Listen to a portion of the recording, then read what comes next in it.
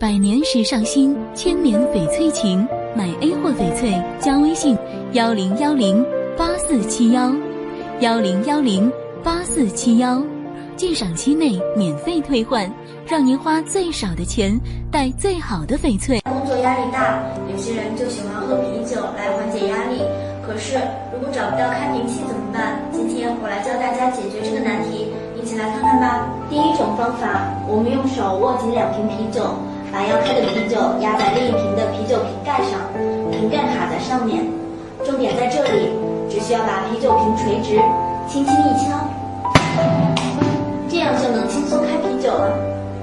可能有的朋友会问，如果我只有1瓶啤酒，那该怎么开呢？第二种方法绝对适合你，准备一个打火机，在瓶盖处烧几秒，通过热胀冷缩的原理使瓶盖松动，然后用纸巾包裹着啤酒瓶盖，我们只需轻轻一拧，啤酒瓶盖就打开了。大家看，也是非常轻松的。如果大家在家里喝啤酒的时候找不到开瓶器，